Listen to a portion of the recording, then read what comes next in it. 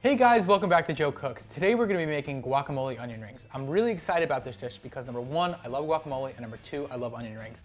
For the avocado part, we're going to be making classic guacamole. We're going to need avocado, we're going to need onions, we're going to need tomato, we're going to need limes, we're going to need cilantro, we're going to need a little bit of garlic. For the onion part, we're going to need onions, flour, we're going to need panko breadcrumbs, and we're going to need a little bit of egg wash and some salt for seasoning. Mix it all together and voila. If only it was that simple. Anyway, let's take a crack at it.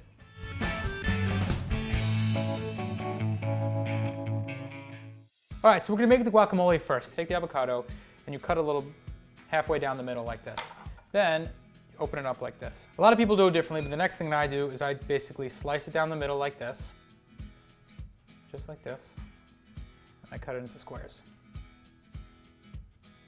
Then take a spoon,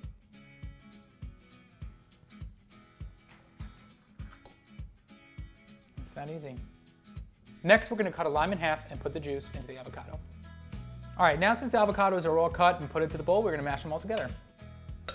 It's much easier to mash up the avocados without any of the tomatoes in there. Dang, that's some good avocados. All right, next we're gonna put in a little bit of cilantro, a little bit of garlic, and a little bit of salt for seasoning. Next step is we're gonna dice the tomatoes pretty small and put them in the bowl. We're gonna mix it all together now. All right, once that's all mixed up, we're gonna put this to the side and cut the onions for the onion rings.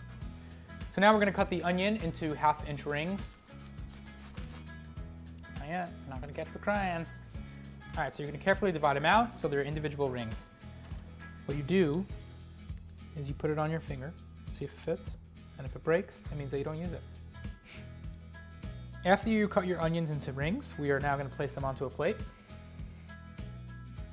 Next thing we're gonna do is we're gonna take the guacamole we just made and place them in the middle.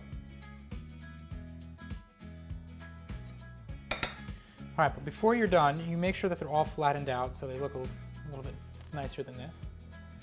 All right, next thing we're gonna do is we're gonna take these and we're gonna put them in the freezer. Let's do it.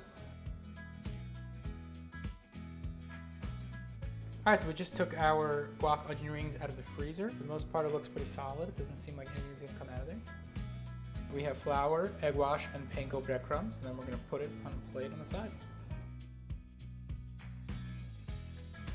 What do the avocados say to the lime? Nothing, the avocado doesn't talk. And then when you have them all covered up, they're ready for frying.